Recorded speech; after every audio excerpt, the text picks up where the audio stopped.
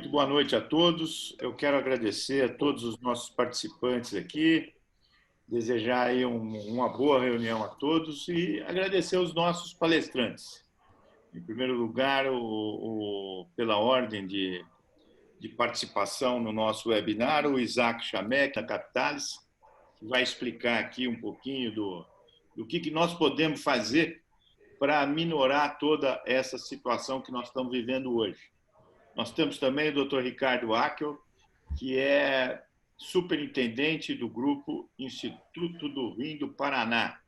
Ele sim vai contar exatamente as dores que nós estamos sentindo dentro de uma sala de diálise, dentro de um serviço de diálise, o que nós estamos passando para poder administrar essa situação. E, por fim, o nosso presidente, o presidente da ABCDT, o Dr. Marcos Vieira, que é da Fundação ProRim, lá de Joinville, e também com muita experiência aí em administração e também na lida diária com o paciente e principalmente nessa situação que nós estamos vivendo de pandemia, que nós estávamos discutindo um pouco antes aqui, que é exatamente isso, quer dizer, para todo mundo diminuir o movimento hospitalar, o movimento de clínicas, o movimento de consultórios. Para a diálise não só não diminuiu, como aumentou, principalmente a diálise hospitalar em virtude da própria insuficiência renal causada pela Covid-19. Então, eu vou passar a palavra nesse momento para o Isaac, para fazer uma breve introdução, para depois a gente entrar nos temas propriamente ditos. Por favor, Isaac, uma boa noite a você, muito obrigado por estar conosco aqui. Boa noite a todos, um alô especial para meus pais que estão aqui na sala com a gente.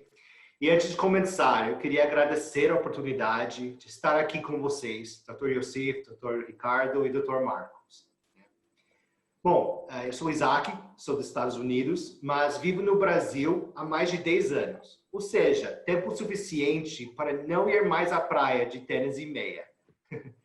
Brincadeiras ao lado, eu sou da área de saúde e trabalho no setor desde o início da minha carreira, há mais de 20 anos. Então, foi quase um caminho natural para estar hoje na Capitalis. Foi um de nossos principais pilares o setor de saúde. Para quem não conhece ainda, a Capitalis foi fundada há 10 anos com uma cultura baseada na ideia que crédito é um bem comum, que deve ser disponível a todos de maneira sustentável para ajudar as empresas. Não somos um banco, somos uma gestora de fundos. Nós captamos recursos para o mercado financeiro para emprestar para as empresas de vários portes e setores, pensando principalmente em crédito de médio a longo prazo para a área de saúde. Hoje, a Capitalis é a maior gestora de fundo de crédito privado no Brasil, com mais de 11 bilhões sob nossa gestão. Falando especificamente para a área de nefrologia, para um grande banco, uma clínica é mais uma clínica, mas para nós, Capitalis, não é. Você é parceiro de negócio. Eu só falo com clientes da área de saúde todos os dias. Ou seja, nós entendemos bem o setor, as dificuldades e, de fato, a ajuda que as clínicas precisam. Mais de 97% dos pedidos de crédito são aceitos, pois nosso modelo de análise considera dados financeiros, mas também dados operacionais da clínica de nefrologia. Costumamos até visitar pessoalmente as clínicas para ver a operação, para ter um melhor entendimento de negócio de nossos parceiros, na prática. É bem diferente do que acontece se você for pedir um empréstimo, por exemplo, um grande banco. O banco vê só os dados financeiros da clínica, de nós sócios e as garantias que são oferecidas. Na Capitalis, a gente faz diferente. Nós vemos, por exemplo, o número de equipamentos, o layout da clínica, a taxa de ocupação e até a quantidade de profissionais de saúde, técnicos, médicos, para ter uma maior eficiência. Pensando aqui que cada equipamento deve atender 6 pacientes em 3 turnos. Agora a pergunta, como viabilizamos esse crédito? Nós, na Captalis, usamos os recebíveis da clínica como garantia das operações. Isso é uma visão bem diferente, uma visão de quem entende o dia a dia e as necessidades de nossos parceiros. Desejamos que nossos parceiros de negócio prosperam e, por isso, chamamos nossas operações de crédito sustentável. Outro aspecto que nossos processos têm é que a gente não tem burocracia. Conseguimos efetuar o desembolso das operações em média de 60 dias após o primeiro contato. Para clínicas que atendem SUS, o valor da parcela mensal da operação é debitado diretamente de repasso feito pelo Ministério da Saúde, antes mesmo de chegar na Secretaria Estadual de Saúde. Isso traz uma grande segurança para a clínica. Seu fluxo de caixa não vai depender mais dos repassos estaduais ou municipais para fazer o pagamento do empréstimo. E também não ter mais um boleto para pagar. A clínica estará sempre com pagamento em dia. Com a parceria com a BCDT, nós estamos levando essas soluções financeiras a um número cada vez mais de clínicas. Nós somos parceiros para promover juntos o crescimento sustentável das clínicas. Depois desse evento, convido todos vocês para visitar nosso site saude.captalis.com.br para obter mais informações sobre a Captalis. Muito obrigado, Isaac. Antes de passar a palavra para o Dr. Ricardo, eu quero dizer aos nossos participantes, que já somos 42, e que as perguntas deverão ser feitas aqui na sua tela, bem à direita, tem o Q e A. É só clicar ali, já vem para você fazer a pergunta, fazendo essa pergunta, porque no final nós vamos ter um tempo para fazer as nossas perguntas e respostas aqui com os nossos palestrantes. Então, eu vou passar a palavra agora para o Dr. Ricardo, que vai falar um pouquinho aí dos desafios, o desafio que é trabalhar com SUS, trabalhar com diálise, que mais de 80% no Brasil é SUS, tem clínicas que chegam acima de 95%, então esse é sempre um problema. Estamos sem reajuste há muitos anos e os custos, principalmente agora com a pandemia, estão comprimindo cada vez mais as nossas margens. Então, por favor, doutor Ricardo, com a palavra. Muito obrigado, Youssef. Eu quero agradecer a BCDT e também a Captalis pelo convite e a todos os que nos honram com a sua audiência nesse momento. Vou mudar um pouquinho o título da palestra, em vez das dores dos gestores das clínicas, como o Youssef adotou, vou colocar os desafios dos gestores, porque não são apenas dores para lamentar, mas são desafios para serem superados, os que eu vou pontuar aqui. Também para que entendam o ponto de vista do que vos fala, eu preciso configurar um pouco de onde venho. Sou superintendente do Grupo Instituto Rim do Paraná, que é um cluster composto por 5 serviços de terapia renal substitutiva. Nós somos 4 clínicas de diálise e um serviço volante de hemodiálise hospitalar e domiciliar. Essas nossas 4 clínicas, 2 estão inseridas em Curitiba, sob gestão da Secretaria Municipal de Saúde, e 2 estão na região metropolitana. Uma no norte, a Clínica de Doenças Renais de Colombo, e uma ao sul da região metropolitana, a Clínica de Doenças Renais São José dos Pinhais. Se o Instituto do Rim do Paraná e a Unirim, que estão em Curitiba, estão vinculados à Secretaria Municipal de Saúde, estas clínicas da região metropolitana estão vinculadas à Secretaria Estadual de Saúde. Tem gestores de SUS, portanto, diferentes. Tem composições também de pacientes distintos. O Instituto Rim do Paraná é 50% SUS, 50% convênio. A a Unidade Renal do Portão é 75-25, SUS e convênio. E as CDRs, as clínicas de doenças renais, são 90% ou 95% SUS. Então, já o nosso serviço de mobile dialysis, o SOS RIM, ele atende 21 hospitais na região metropolitana de Curitiba e no litoral do Paraná, e é responsável também por um programa de hemodiálise domiciliar. Nossos números, em linhas gerais, são 720 pacientes em hemodiálise, 8.500 sessões mês, 180 pacientes em diálise peritoneal, cerca de 20 em hemodiálise domiciliar, 21 hospitais na região metropolitana e litoral, como lhes dizia.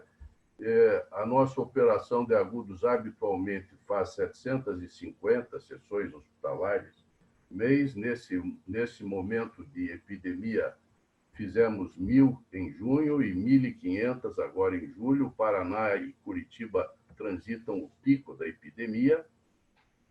Transplantamos 70 pacientes ao ano e temos um mix de 75% de SUS.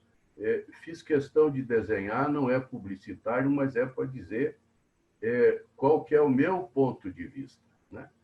Somos um serviço, portanto, que atende convênios, mas densamente atende Sistema Único de Saúde. E vou abordar as nossas mazelas ou os nossos desafios, segmentando a abordagem em 3 partes. As nossas mazelas assistenciais, as nossas mazelas operacionais e, em terceiro lugar, as nossas mazelas financeiras.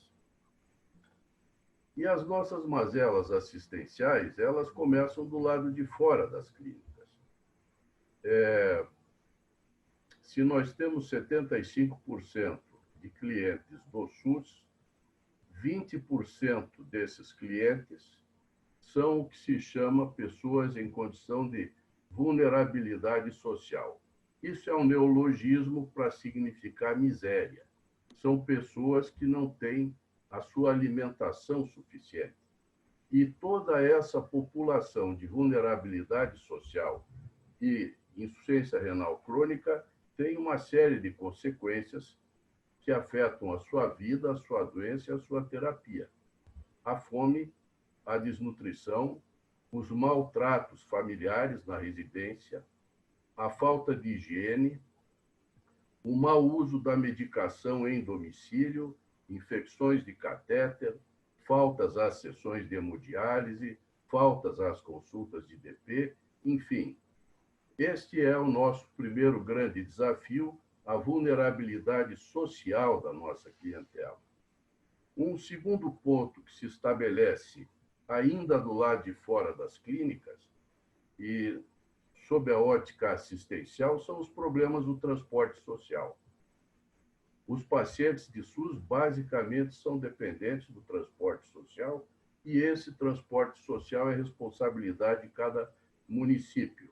A nossa clínica de São José dos Pinhais é responsável por 9 municípios, desde a própria cidade de São José até a divisa com Santa Catarina, e a nossa clínica de Colombo é responsável por 6 municípios, quase até a divisa com o estado de São Paulo. O transporte social é feito pelas prefeituras. Isso tem melhorado muito nos anos mais recentes, mas ainda configuram situações de problema em alguns casos.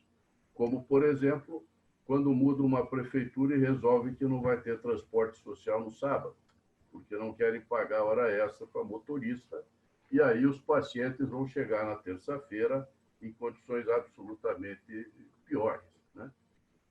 Um terceiro problema que ainda está do lado de fora das clínicas e sob a ótica assistencial é a burocracia na obtenção das medicações especiais e a falta eventual dessas medicações nas farmácias. Este conjunto de situações de vulnerabilidade social entra dentro da clínica com suas consequências, bem conhecidas de todos.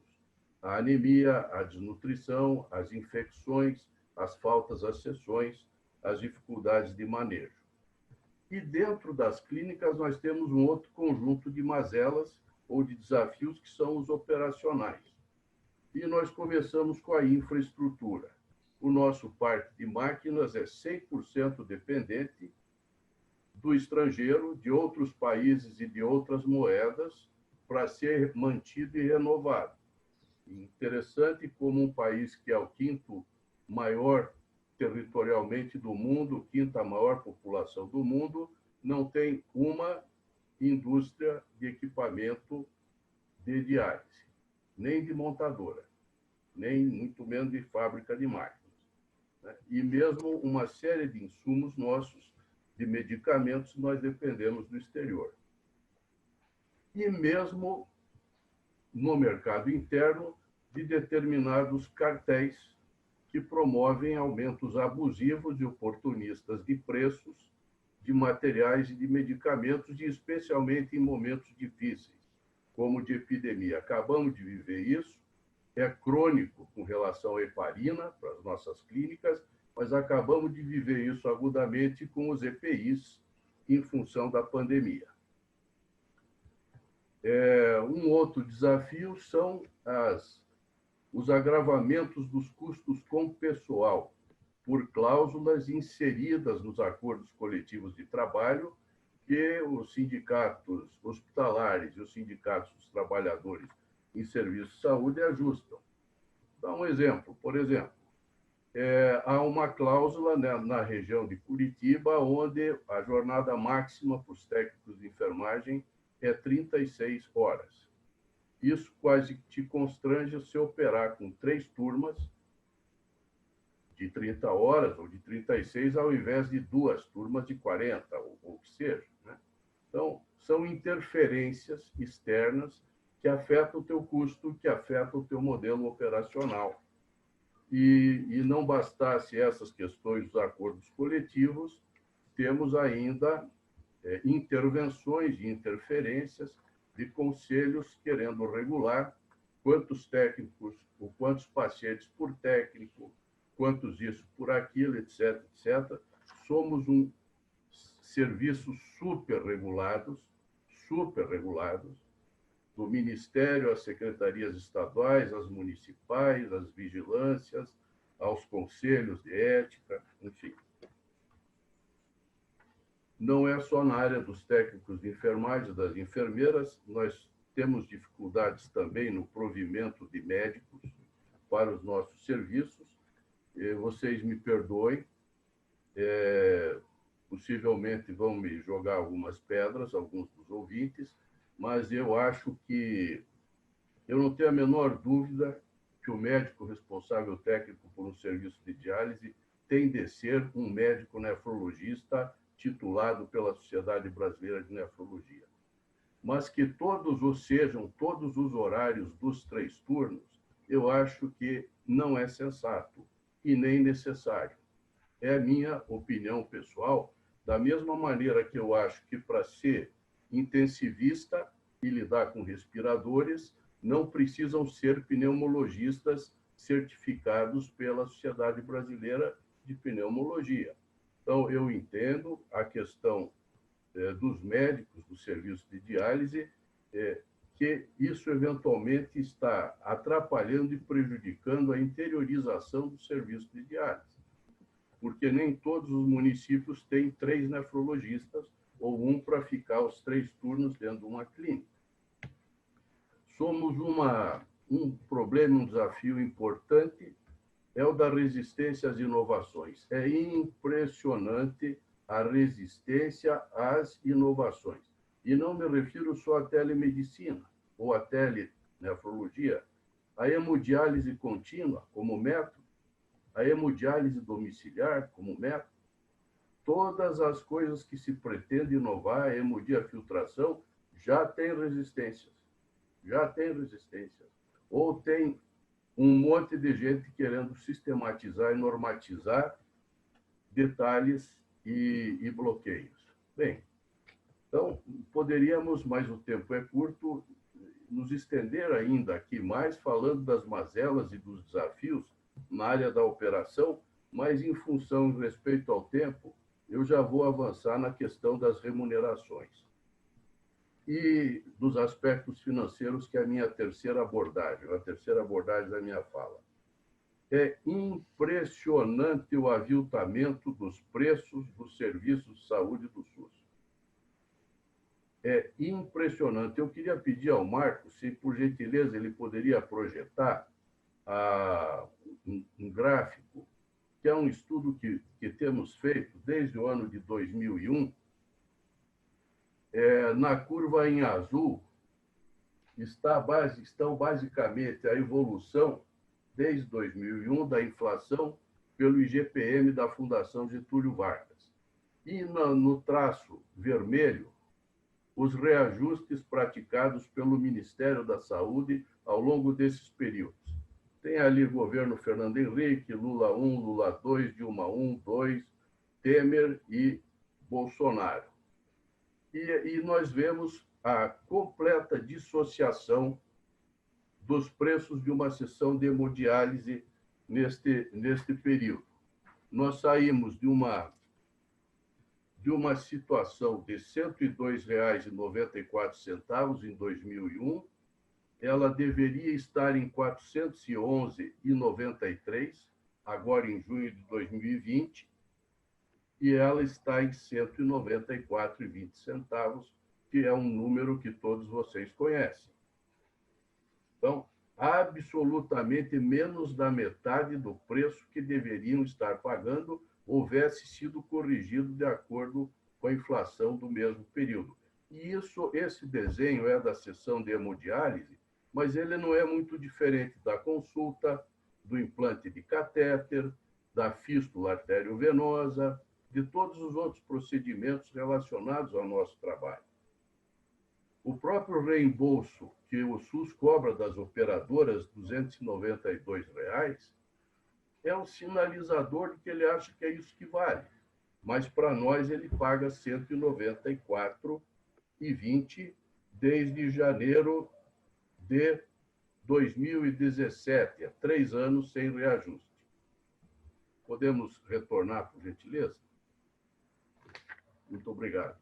Então, o achatamento do preço é a situação mais absurda, faz de conta que está tudo bem, que está tudo ótimo, mas isso exige de todos nós o pagamento adicional para a realização de fístulas arteriovenosas, porque ninguém quer fazer por esse preço, para implantes de permiquete, porque ninguém faz pelo preço SUS, para implante e remoção de catéter de Tenkov em diálise peritoneal, e a outra mazela nossa, a necessidade do pagamento adicional para a realização de procedimentos de acesso, seja peritoneal, seja vascular.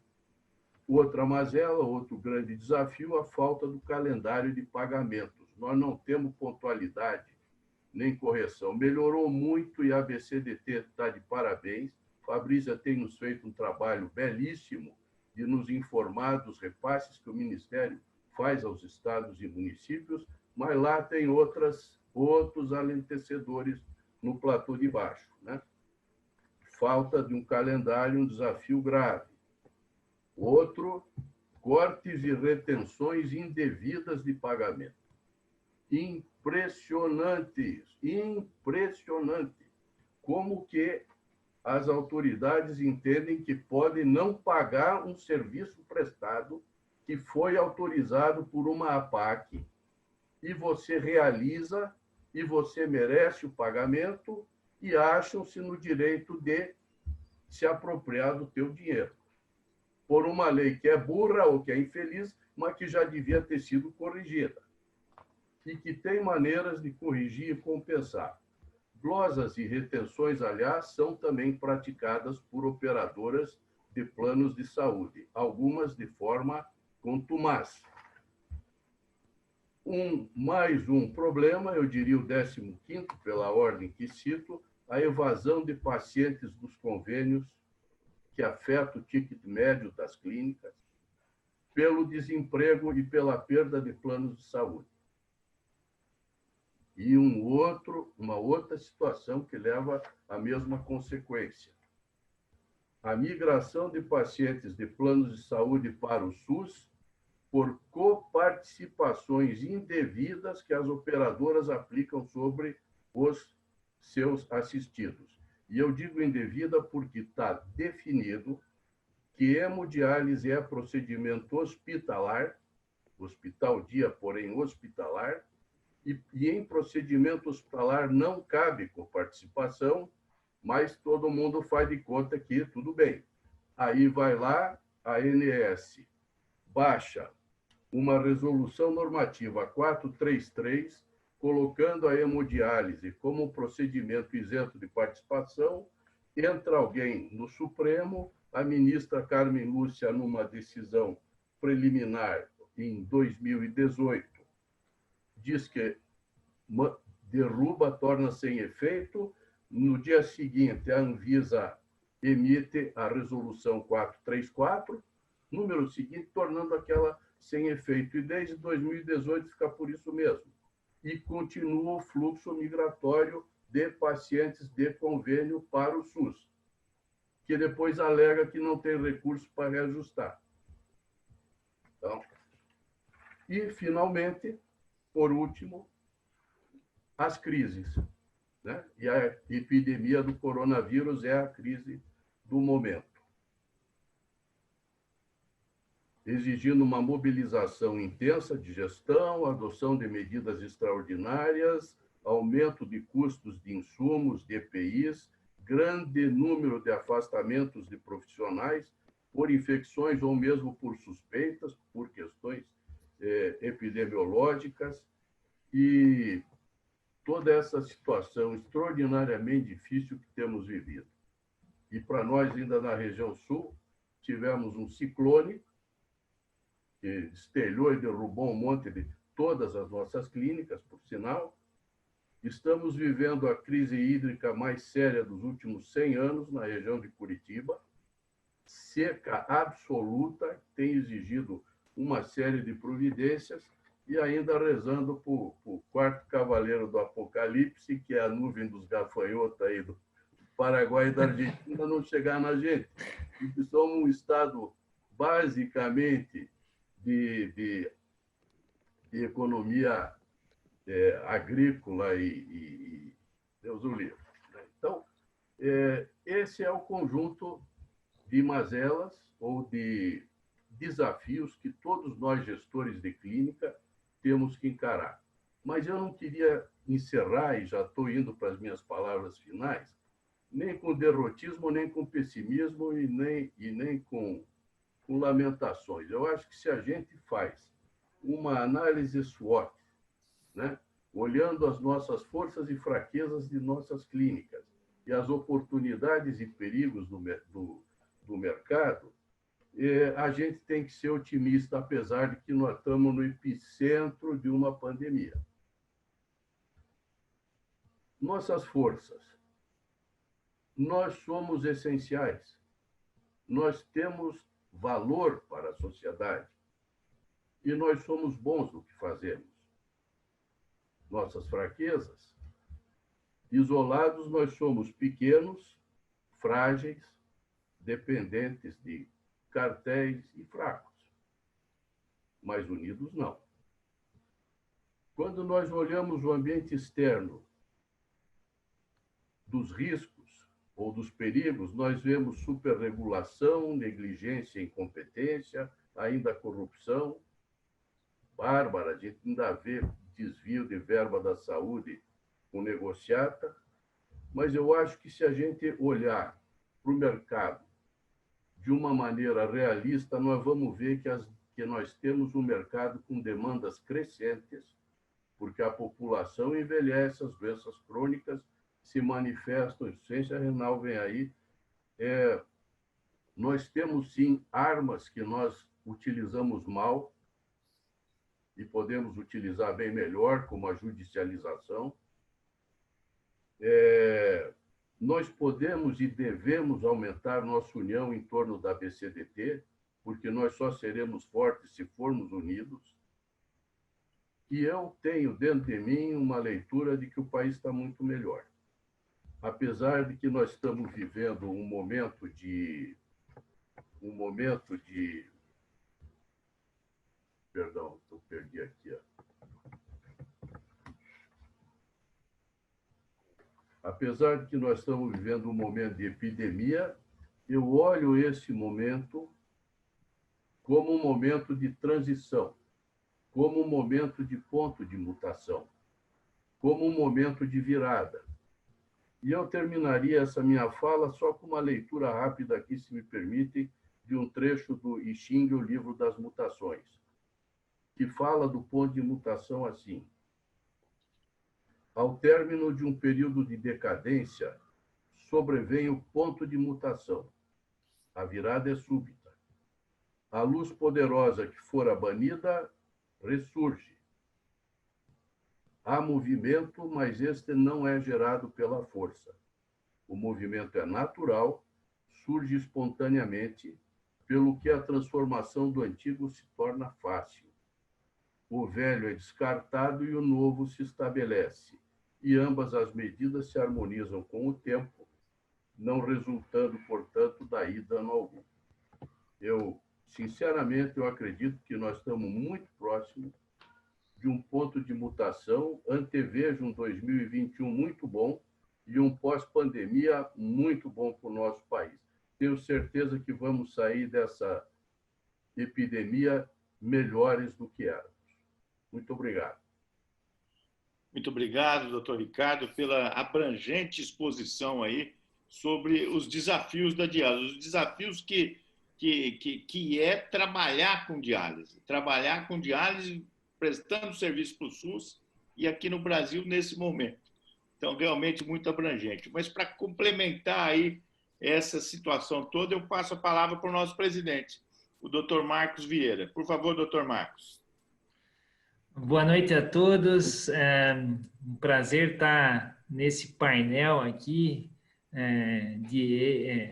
ao lado desses experts de tantos anos fazendo diálise, do Isaac com tanta experiência buscando aí as soluções para as clínicas de diálise, para os hospitais, né, com a Capitalis fazendo a diferença aí na gestão e na solução de novas alternativas aí da gestão, especialmente de fluxo de caixa, né, Isaac? É muito interessante as tuas palavras.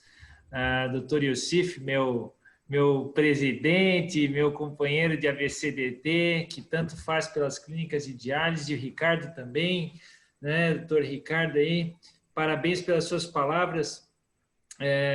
A gente foi escutando e se enxergando, porque quando a gente fala em diálise, são 800 clínicas no Brasil que vivem problemas muito parecidos. E quando a gente escuta as suas palavras de uma clínica tão importante como a sua, né, que tem um trabalho tão diferenciado, a gente vê que existem realmente trabalhos em que o associativismo pode fazer a diferença, que são problemas incomuns, geralmente de uma assistência realizada de um pagador, que é o governo federal, mas de quem te contrata normalmente são diferentes. Isso às vezes esvazia as possibilidades de enfrentamento direto, mas a gente precisa encontrar os caminhos, porque o Sistema Único de Saúde, ele principalmente ele é financiado pelo governo federal, mas ele tem a contratualização feita na ponta, seja pelo governo estadual ou municipal. A ABCDT, ela foi criada há 30 anos atrás, nós estamos comemorando os 30 anos, ela partiu de sócios de clínicas de hemodiálise que buscavam, não estavam contentes com a situação que já se iniciava de dificuldades, né, já existiam de dificuldades relacionadas à sua representatividade junto aos governos, junto à remuneração justa, e isso fez dela, aos poucos, sendo uma instituição que representa hoje a grande maioria das clínicas de diálise do nosso país.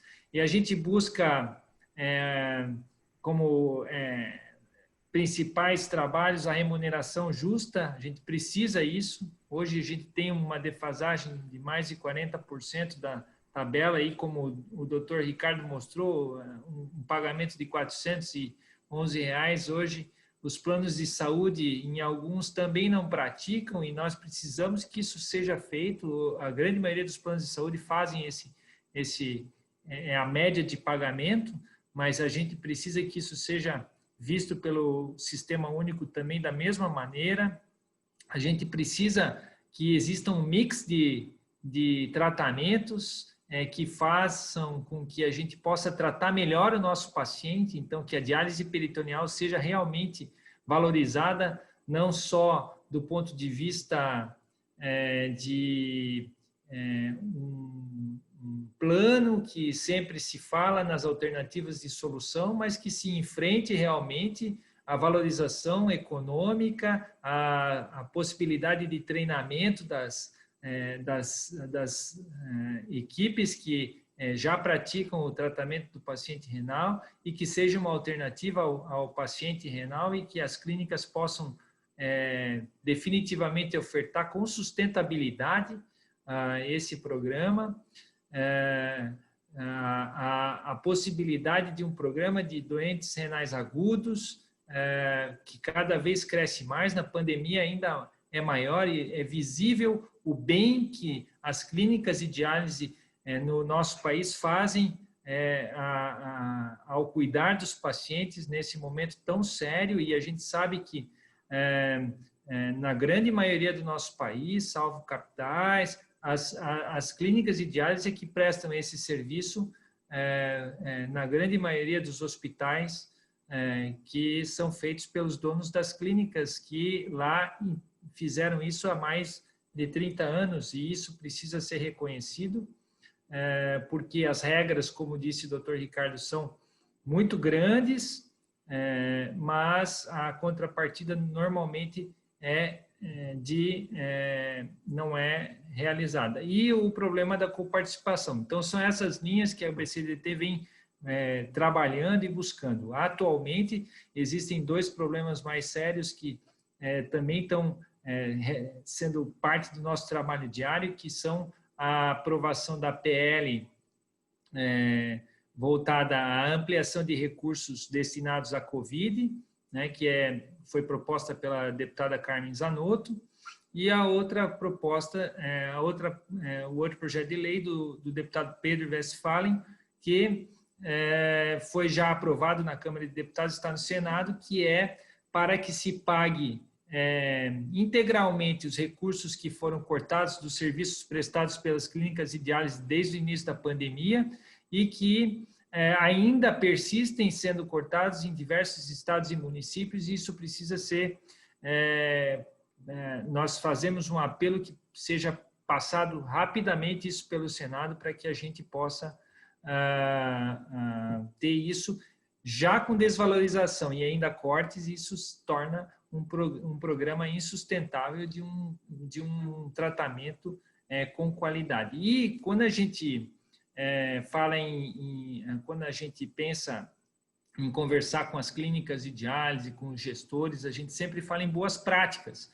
E boas práticas, a gente rapidamente, eu vou falar para a gente poder abrir para as nossas conversas com as pessoas que estão aí. Boas práticas, a gente fala em uma mudança também no sentimento de valor do que a gente faz para quem não nos conhece. Então, o doutor Ricardo falou, olha, nós fazemos algo que é muito importante, muito bom, nós temos uma força. Realmente, isso é verdade. E isso precisa ser sentido por quem nos contrata, né, por quem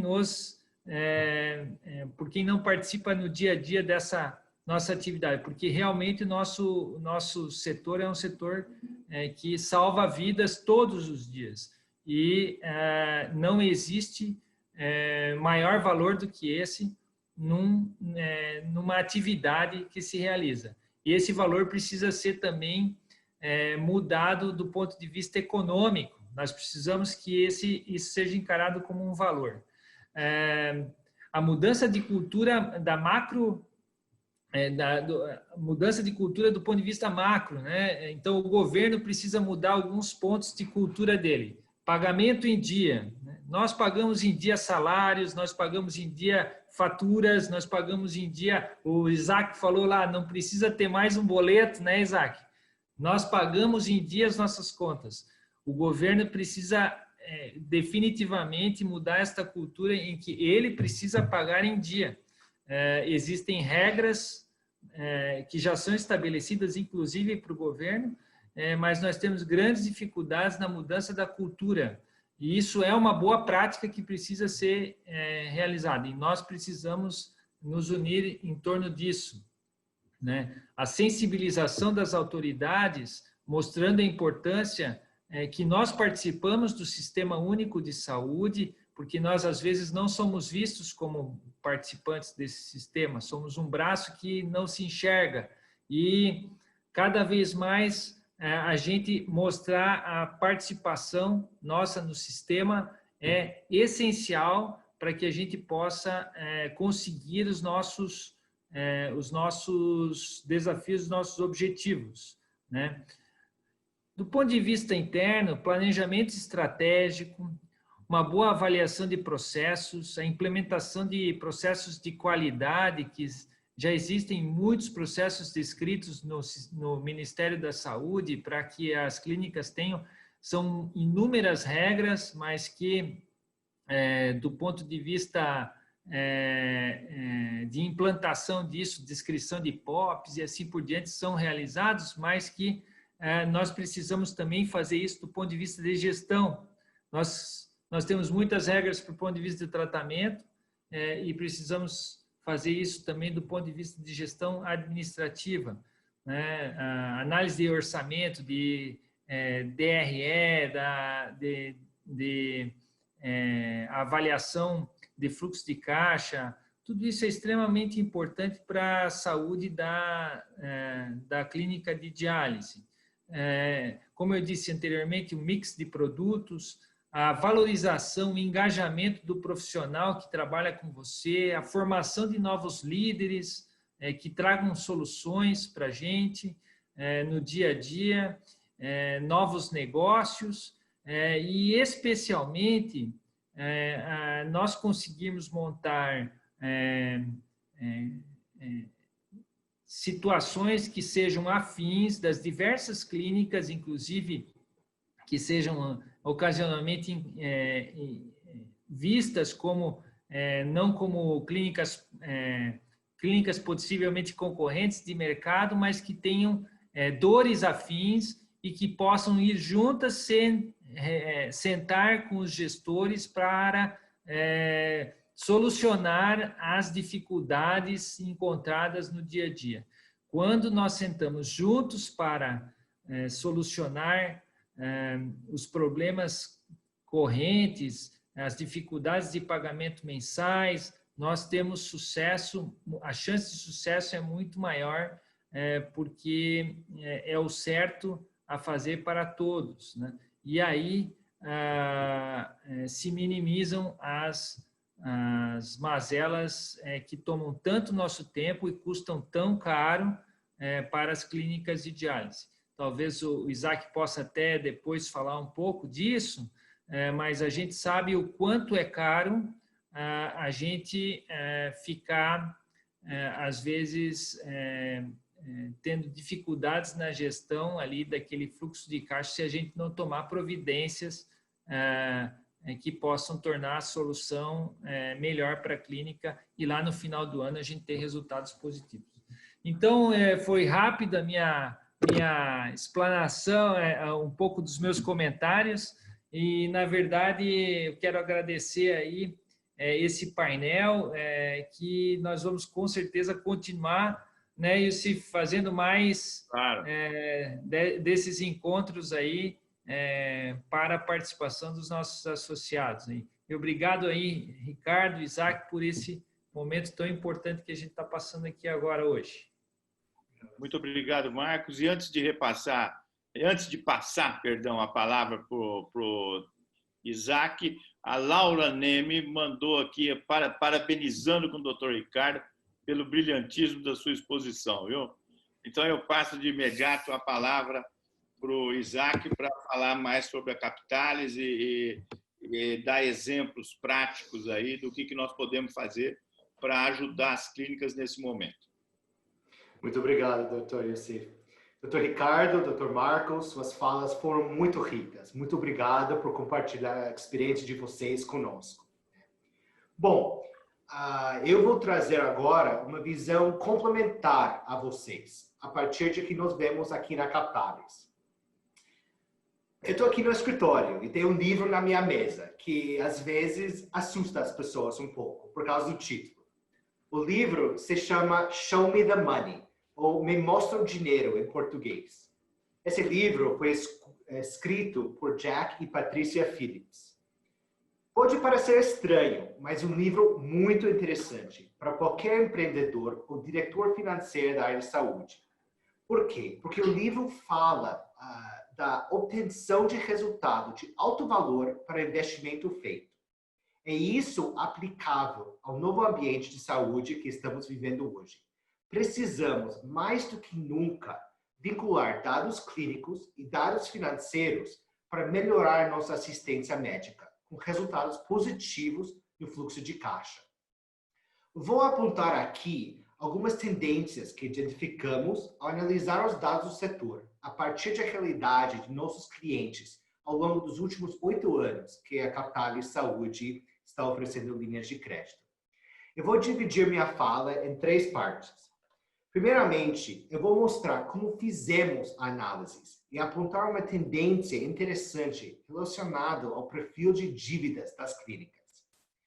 O diagnóstico foi feito em cima de uma amostra composta de todas as clínicas de nefrologia que a Capitalis fez operação de crédito ao longo de sua história. Todos têm faturamento SUS, tá? Com exceção de apenas uma delas que atende também planos privados de saúde. Essas clínicas são nossas parceiras de negócios e estão espalhados por 11 estados no Brasil. Quando olhamos o universo total dessas clínicas, ao longo dos anos, percebemos que o endividamento vinha diminuindo ano a ano. Mas, quando chegou 2019, ela aumentou drasticamente, de acordo com o último balanço analisado de cada clínica. A boa notícia aqui é que o aumento em 2019 aconteceu principalmente por causa das dívidas de longo prazo, ao contrário do que acontecia antes. Essa é uma tendência que continua em 2020 até o momento. Essa é a primeira regra para quem quer ter gestão sustentável do fluxo de caixa. A dívida de longo prazo é a melhor opção, porque a clínica não precisa sacrificar tanto a sua caixa para quitar empréstimo ou para fazer um investimento. Devemos sempre considerar a possibilidade, então, que mudar o perfil de suas dívidas, reduzindo as dívidas de curto prazo por dívidas de longo prazo. Isso diminui a pressão por capital de giro e facilita um melhor planejamento de expansão ou modernização do seu negócio. A isso me leva ao segundo ponto da minha apresentação. A relação entre dados clínicos e financeiros. Pensando no fluxo de caixa, temos que analisar o resultado operacional anual por equipamento. Quando olhamos o EBITDA, o lucro operacional, médio anual por equipamento, esse número caiu se comparamos 2019 com 2020. Esse índice saiu um pouco mais de R$41 mil para aproximadamente 36 mil. É uma queda de quase R$6 mil por equipamento. Isso porque os custos estão aumentando e o número de atendimentos não diminuiu na pandemia, como aconteceu, por exemplo, nas cirurgias eletivas nos hospitais. Então, temos uma grande pressão nas despesas, diminuindo eficiência e margem. Esse aumento de custo está muito relacionado ao preço dos equipamentos de proteção individual, que é dolarizado, e que pressiona os resultados financeiros das clínicas. Como um bom americano, estava explicando para o meu filho outro dia. Eu vi pessoalmente que nesse ano a desvalorização média do real frente ao dólar americano foi mais de 30% comparado com essa época de 2019. Essa pressão ascendente no custo devido à maior parte do estoque ser um dólar e com poucas expectativas, como o doutor e o doutor Ricardo mencionaram, do SUS aumentar o preço de tabela, o planejamento de crédito e o fluxo de caixa se torna essencial para sobreviver no próximo ano. No cenário ideal, você terá mais resultados sem ter que necessariamente aumentar o número de seus equipamentos. Pode parecer quase impossível, mas não é.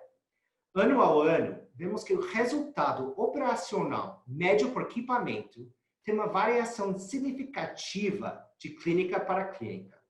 Ou seja, tem clínicas que conseguem sim diminuir os custos e com isso aumentar o lucro, mesmo sem aumentar o número de equipamentos. Você deve pensar, Isaac, como fazer isso? Eu também quero fazer isso. Eu quero também esse lucro para a minha clínica. E como eu vou fazer isso? Pessoal, não tem uma fórmula pronta, mas um fator importante é o investimento em upgrades dos equipamentos. Isso que impacta na qualidade dos serviços. Então, a segunda regra de ouro é, mesmo que você não queria expandir a sua clínica, não deve parar de investir em modernização dos equipamentos e na qualidade do serviço. Isso está diretamente ligado a maior eficiência operacional, menos custos de água, menos energia utilizada e melhor dosagem de soro para o mesmo atendimento. E com isso, melhores resultados financeiros. Por último, eu chego na terceira parte da minha fala. Eu vou comentar alguns aspectos regionais. As clínicas de regiões sudeste e sul do Brasil, por exemplo, são mais alavancadas, ou seja, elas pedem mais empréstimos. Isso é resultado direto da concentração bancária, ou seja, os bancos atuam principalmente nessas regiões. Aqui na Capitalis, a gente tem uma visão um pouco diferente. Trabalhamos em todas as regiões do Brasil, inclusive no interior dos estados. E agora, para levantar uma polêmica, eu vou comparar São Paulo e Rio de Janeiro, bolacha e biscoito. São Paulo é mais endividado. As dívidas representam 34% do faturamento, contra 12% no Rio. Até aí, o Rio de Janeiro está com vantagem, mas para por aí. Mesmo que as clínicas de São Paulo tenham um endividamento maior, a margem líquida de São Paulo é quase o dobro da margem das clínicas do Rio. Isso se chama melhor eficiência financeira. As clínicas em São Paulo utilizam mais o capital de terceiros para melhorar o seu negócio e seu fluxo de caixa. E isso é muito bom.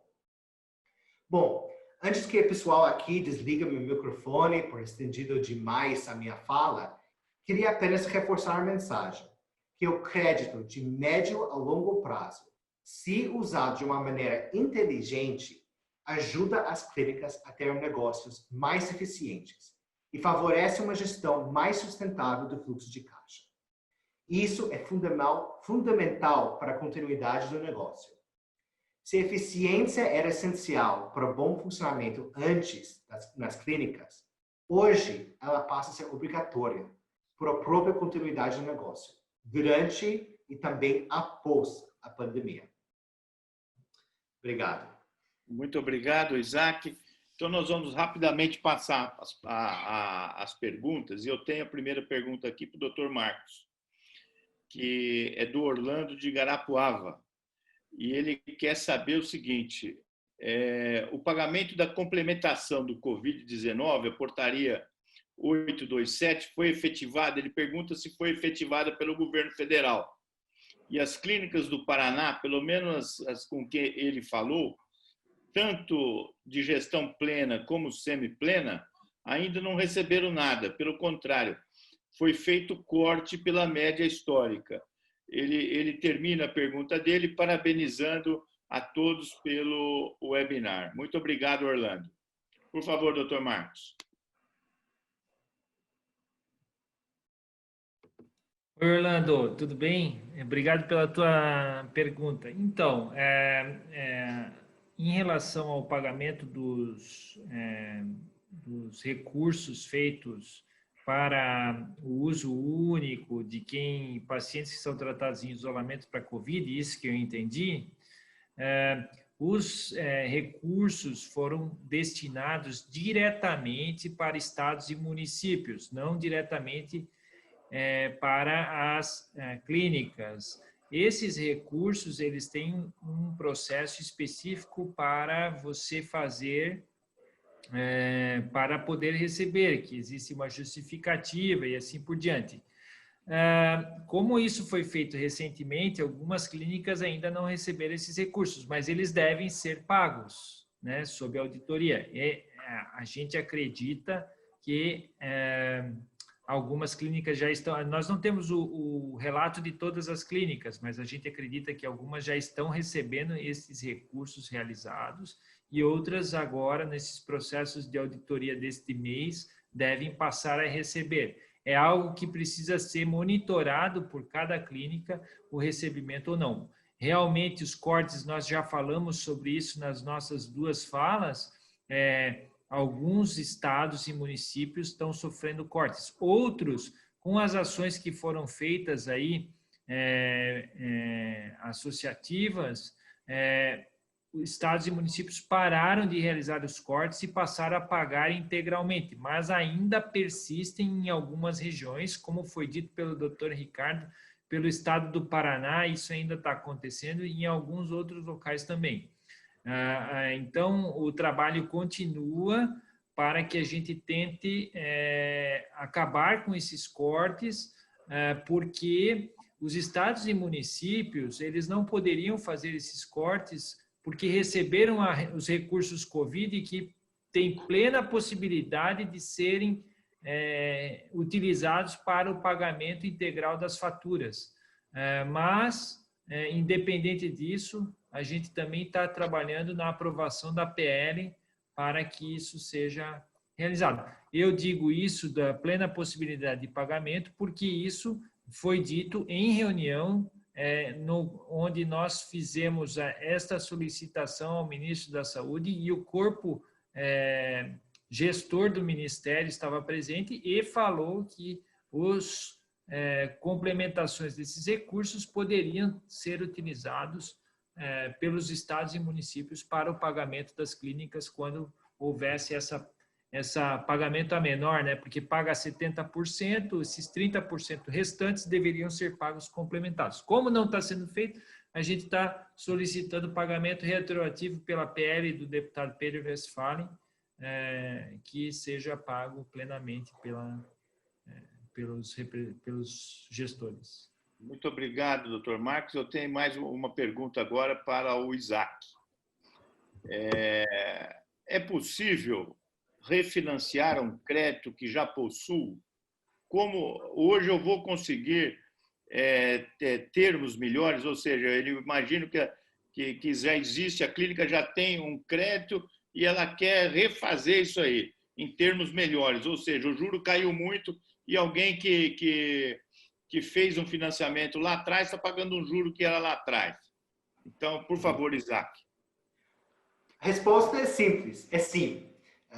Você pode entrar em contato diretamente comigo, né? Pode ser pelo site, como eu mencionei, saude.capitales.com.br e farei uma análise para tentar ajudar na sua clínica. Mas sim, é possível. Ok, obrigado, Isaac. Eu tenho mais uma mensagem aqui do Adaelson, falando que o doutor Ricardo Ackel, sempre brilhante. Parabéns, doutor Ricardo. E também tenho uma outra parabenização aqui do Zé Mário para o doutor Marcos, parabenizando suas colocações aí, viu?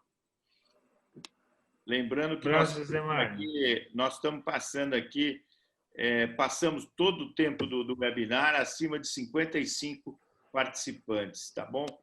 Vamos para mais uma pergunta, e essa também é para o Isaac. Qual relatório contábil posso utilizar para entender melhor a gestão do fluxo de caixa da clínica? Bom, é uma muito boa pergunta. Quem perguntou essa? Então, não se identificou. Bom, não, é uma boa pergunta mesmo. Bom, para entender melhor a gestão da caixa da clínica, é necessário pegar o demonstrativo de fluxo de caixa, o DFC, né? Mas também existem outros dois relatórios que são de extrema importância para analisar a saúde financeira da clínica como um todo, né? Esses documentos são o balanço patronal e também o DRE, o Demonstração dos Resultados do Exercício. Né? Por quê? Porque no balanço você consta se existe equilíbrio entre o ativo da entidade, que são os seus bens e direitos, a soma do passivo, que são as obrigações com terceiros, e o patrimônio líquido da clínica, que são as obrigações com a própria empresa, como, por exemplo, com seus sócios. Tá? No DRE, é feito o confronto das receitas, custos e despesas do negócio ao longo do período, tá? Conforme o princípio contábil de regime de competência, para então chegar ao resultado líquido do exercício e verificar realmente a rentabilidade do negócio. Muito obrigado, Isaac. Eu vou fazer uma pergunta, vou usar da prerrogativa de estar mediando aqui esse debate e fazer uma pergunta para o doutor Ricardo. Eu queria que ele explicasse um pouquinho, em rápidas palavras, a operação de diálise hospitalar que ele tem em 21 hospitais, que é a Mobile Dialysis que ele comentou. Eu queria que o senhor comentasse as seguintes situações. Quer dizer, como que é feita essa negociação? É direto com o hospital? Como é que vocês recebem isso? Direto com operadoras de plano de saúde? Como é que vocês funcionam nessa situação, visto que tem um montante de hospitais e de número de sessões muito grande no serviço de vocês? Na verdade, tem mais de um modelo, Yusuf. Nós atendemos um conjunto de 6 ou 7 hospitais que são públicos e esses hospitais são atendidos através de processo licitatório, onde nós competimos com outros concorrentes em pregões eletrônicos.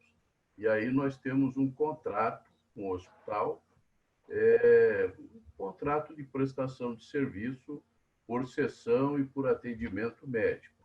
Com relação aos hospitais filantrópicos e privados, nós temos contrato com os hospitais e também com as operadoras de plano de saúde. O contrato, o mais frequente é que os nossos contratos sempre tem que ter um contrato com o hospital, que é o que regula a nossa relação e o nosso funcionamento dentro do hospital e até prevê a cobertura de pagamento pelo hospital de alguns procedimentos de planos de saúde que não têm credenciamento conosco. Mas como a maioria dos planos de saúde nós somos credenciados, nós recebemos quase que 100% diretamente das operadoras. E existe um diferencial entre o que ela paga por crônico dentro da clínica e para diálise hospitalar? Sim, existe, com certeza. Nós usamos duas metodologias também de terapia. O equipamento fixo convencional de uma máquina de hemodiálise com osmose reversa portátil e o equipamento Genius 90, que é um equipamento que é preparado banho numa central e ele é deslocado para os hospitais, né? Então, tem duas modalidades tem duas tecnologias. Estou falando na convencional, não na alongada nem na contínua, né? Certo. Então, nós temos esses dois modelos de terapia. Quando nós usamos o modelo Genius, nós dispensamos o hospital da situação de tratamento de água, né, de controle de qualidade de água, consumo de água. Né? E isso é feito internamente. Quando nós usamos o modelo... Então, tem uma variação contratual de tipos de procedimento também, né? Ok, muito obrigado, doutor Ricardo. Eu tenho mais uma pergunta do Oberdan Almeida, vai para o doutor Marcos. Ele cumprimenta, boa noite, e ele pede o que nós todos esperamos, doutor Marcos. Ele fala se existe uma conversa ou promessa em relação a reajuste na TRS. Olha, essa é uma pergunta, Berdan, que todos nós queremos que ela seja positiva, né? Obrigado pela tua pergunta. Então, desde da gestão do ministro anterior, não o Nelson Teich, o ministro Mandetta, nós já vínhamos em discussões com o Ministério. A gente já vem em discussões de longa data, mas falando recentemente, né, em discussões da necessidade iminente de aumento dos nossos pagamentos pelo Ministério da Saúde. A gente está falando aqui do SUS, né, não dos planos de saúde. Exato. E existe um consenso de que é necessário um aumento. Existe o que o Ministério da Saúde deseja é a construção desse processo aí de discussão relacionado à linha de cuidado do paciente. Então, existem algumas outras preocupações que são levantadas, inclusive aquela que nós falamos sobre diálise peritoneal.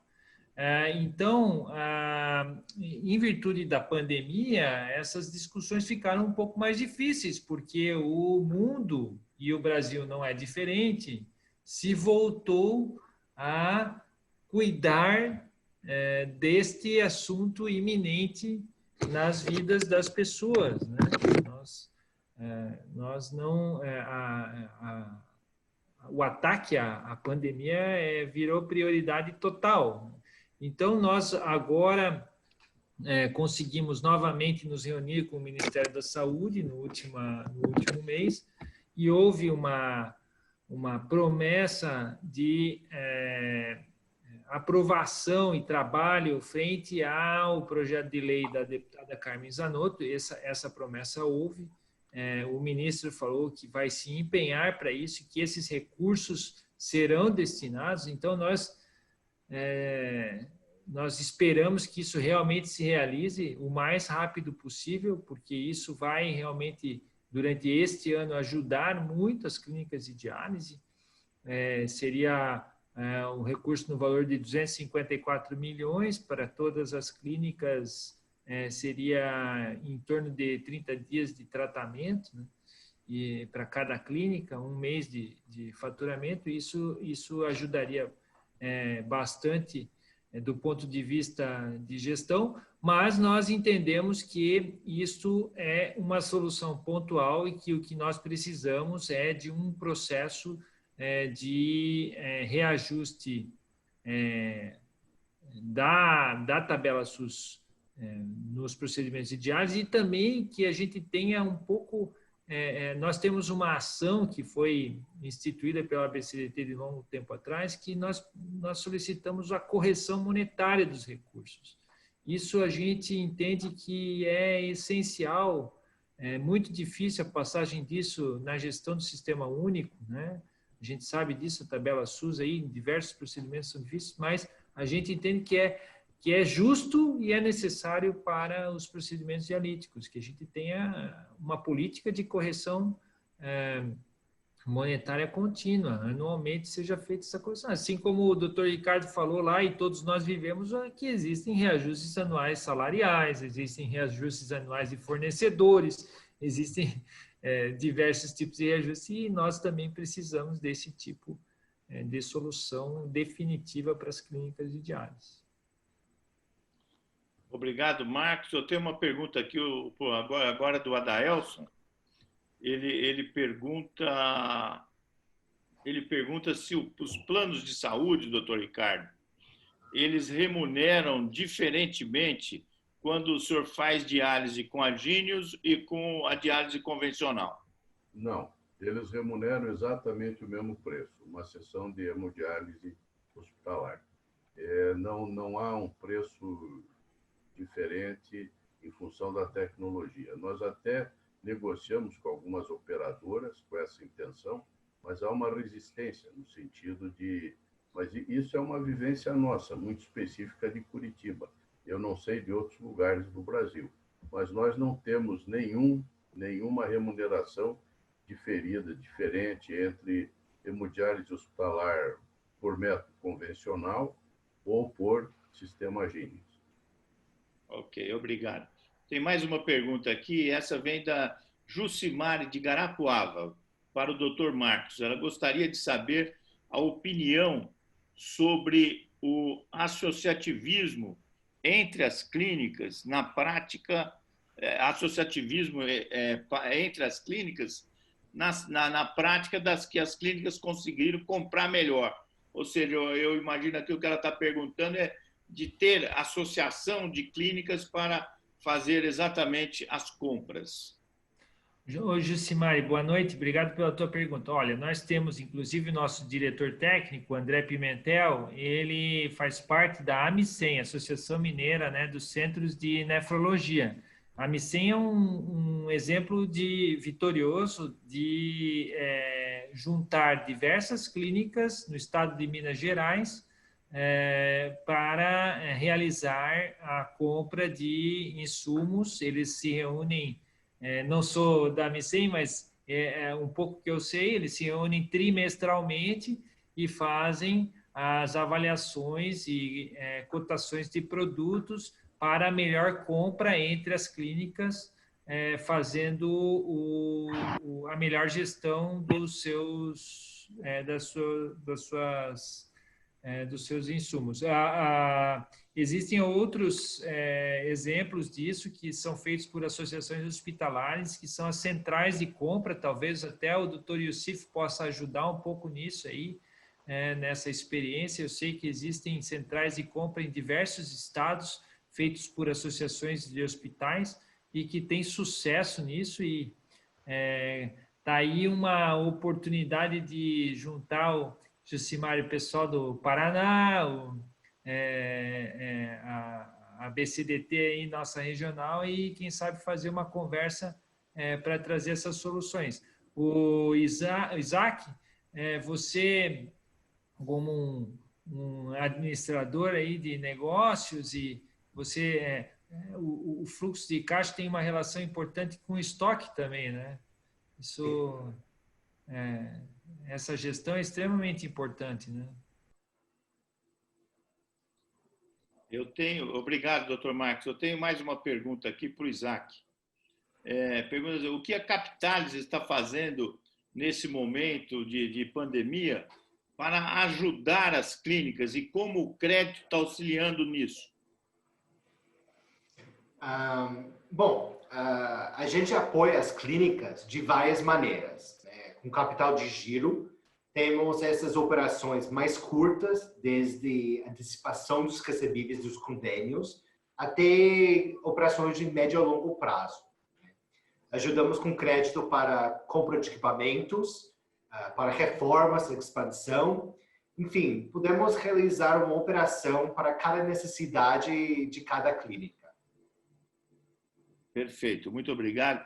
Nós já estamos chegando aqui, a gente tinha inicialmente marcado para as 8 horas, das 7 às 8, já são 8h15, e nós temos aqui, eu só quero uma manifestação aqui, uma manifestação do Vitor Dantas, que ele concorda perfeitamente quando o Dr. Marcos fala em correção dos valores. Afinal de contas, ele está falando até de valores, de correção de valores, enquanto esse dinheiro fica nos estados e ou municípios, né? Eu não sei qual que é a idade do Vitor, mas com certeza eu e o Dr. Ricardo passamos aqui por momentos de inflação muito mais alta, e realmente sofremos nisso. Hoje a taxa Selic foi para 2%. Quer dizer, então não dá para se falar nisso. Mas, evidentemente, quando a gente pega 2 décadas aí de estudo, como o doutor Ricardo mostrou, nós temos aí uma defasagem acima de 100%. Então, isso é muito significativo e nós precisamos. Eu queria passar rapidamente, então, para vocês, para os nossos 3 participantes, para uma mensagem final aqui. Eu começo com o Isaac, na mesma ordem da primeira apresentação. Começo com o Isaac para fazer as suas considerações finais. Bom, na verdade, eu queria agradecer novamente para o convite para estar aqui com vocês. Foi uma honra estar num painel de pessoas tão nomeados, tão respeitados na indústria. Muito obrigado, Isaac. Passo a palavra agora para o Dr. Ricardo Ackel. Por favor, Dr. Ricardo. Eu acho que a minha palavra é resiliência. É segurar firme, porque isso vai passar. O nosso trabalho é importante, é de grande valor, né? A gente vê uma mobilização aí no Congresso para a desoneração da folha, porque a folha a desonerada salvará empregos. Nós salvamos vidas. Não desoneram nossas folhas, mas nós salvamos vidas. Nós temos valor, nós precisamos união, planejamento estratégico e foco para superar as dificuldades que estamos passando. Elas são superáveis. Nós vamos chegar lá. Muito obrigado, doutor Ricardo. Doutor Marcos, por favor. Eu quero agradecer a todos por estarmos juntos nesse painel, a quem participou aqui das explanações e de quem estava conosco aí do outro lado. Eu espero que a gente possa ter contribuído com vocês. Eu tive hoje com o meu pai, que é um nefrologista, também empreendedor, e me trouxe essa ideia agora aqui de falar o que nós conversamos. Ele relembrou que há 30 anos atrás ele tinha que pedir autorização para fazer hemodiálise em quem tinha mais de 55 anos de idade, né, para poder dialisar. O SUS não permitia dialisar, não sei se é 30 ou 40 anos atrás, né, há muitos anos atrás, porque não permitia dialisar quem tinha. E, obviamente, ninguém assinava para não dialisar, porque era uma sentença ao paciente, e os nefrologistas sempre enfrentando as dificuldades para tratar bem os seus pacientes. Então, concordo com o Dr. Ricardo que a resiliência e as dificuldades sempre foram presentes, mas nós sempre superamos e crescemos e fizemos o melhor para as clínicas, para os nefrologistas e para especialmente os nossos pacientes que tanto precisam. Obrigado e um abraço. Parabéns, doutor Youssef, pela condução do nosso painel. Obrigado. Muito obrigado, Marcos. Obrigado para a VCDT pelo convite. Eu quero só finalizar aqui, deixando aqui o doutor Hélio Cassi mandou uma mensagem muito gostosa para nós, parabenizando é nosso ex-presidente. O Adaelson também encaminhou, o Charles Venturini, o Davi Vidal Israel também, todos parabenizando a live, que gostaram muito. E eu quero, por fim, parabenizar, agradecer, na verdade, todos os nossos participantes, todos os nossos convidados, e dizer que foi um prazer muito grande estar aqui para discutir assunto tão relevante para todos nós. Muito obrigado e até a próxima. Obrigado, boa noite. Boa noite.